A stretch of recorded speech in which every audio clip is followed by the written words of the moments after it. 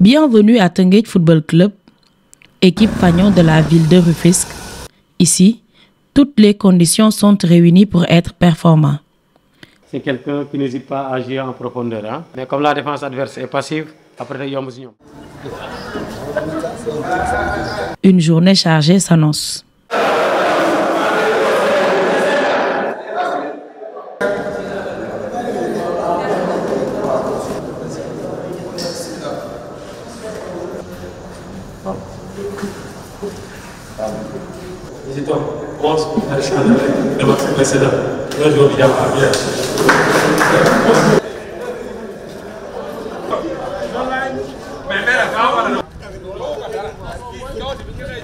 Un club melting pot avec beaucoup d'ambition et de projets.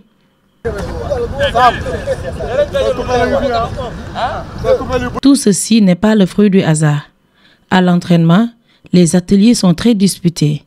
Rigueur et détermination, on se taquine entre joueurs et staff, mais on reste concentré.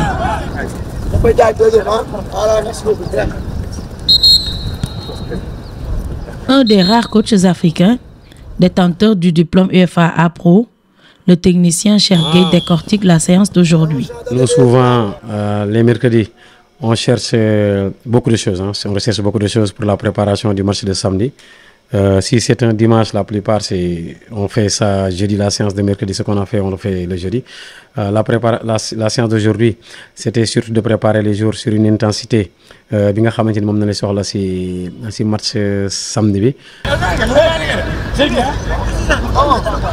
Ayant ouvert le bal en début de saison avec le trophée des champions, Teungueth FC reste dans sa ligne de mire, deuxième au classement actuel de la Ligue 1, avec 12 points après 6 journées.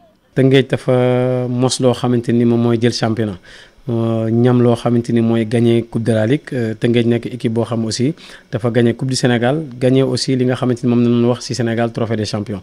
Équipe boo xamanteni jot na dem Ligue des champions am jéego yu mu fa def kon am indice football Sénégal foo xamanteni moom am na fu mu ko yëkkati. ba tey kon mbëbëtu Teungueth tey nekk loo xamante ni ñu bañ a nëbbonte moom mooy gagner championnat. Mais comme ni ma wax rek gagner championnat ça se décrète pas doo xëy suba rek gagner dafa am liggéey boo xam moom ngay àndal.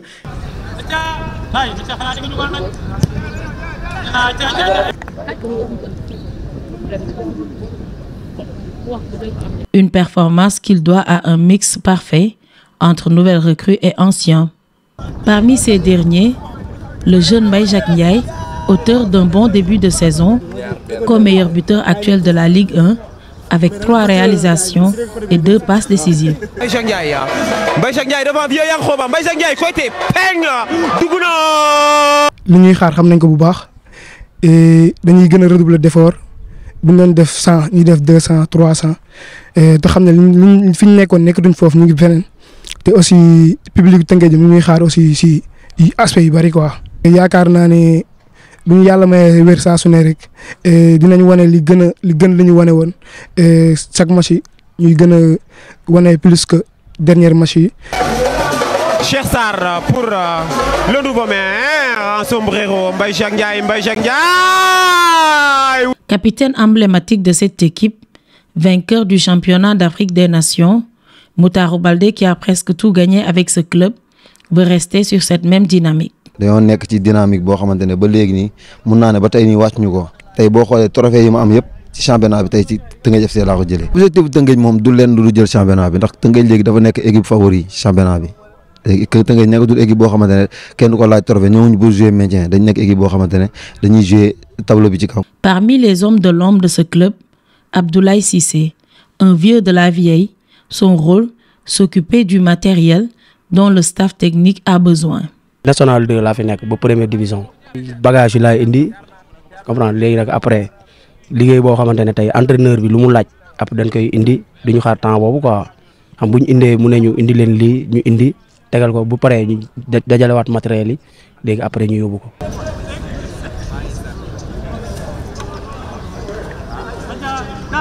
Tout ce circuit, Aboubakrin Sall le connaît par cœur. Pour avoir accompagné le club de la nationale à la Ligue 1, il porte Teungueth dans son cœur. C'est mon club de cœur. C'est ici que j'ai fait tout mon parcours. J'ai gagné le championnat ici, la Coupe du Sénégal. C'est la Coupe de la Ligue que je n'ai pas gagné ici, mais tous les autres trophées, j'ai fini meilleur buteur, meilleur joueur du club. Dans tous les grands clubs, il y a des anciens joueurs qui tournent autour du club. Même quand on voit ce même système-là, l'équipe nationale l'a perçu. Vous voyez autour de l'équipe nationale, il n'y a que les anciens joueurs de l'équipe nationale du Sénégal. Nous, à Tenguej aussi, on se dit pourquoi pas. Peut-être Tenguej n'a pas encore 100 ans comme les autres clubs. Symbole d'un succès fulgurant pour ce club créé en 2010, Tenguej FC fait partie des grands du football sénégalais avec un budget annuel qui tourne autour de 200 millions de francs CFA. Le sacerdoce à Tenguej est que Tenguej ne doit plus jouer une année sans gagner quelque chose. Donc on va jouer carton plein dans toutes les compétitions, c'est-à-dire que ce soit en Coupe de la Ligue, Coupe du Sénégal ou en championnat. Tenguej, depuis des années, il joue son rôle dans le championnat sénégalais.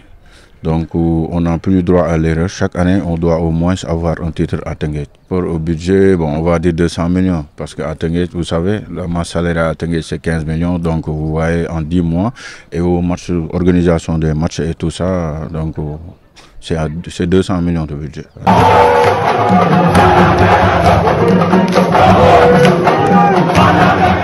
Les supporters, on va dire que Tenguej a grandi.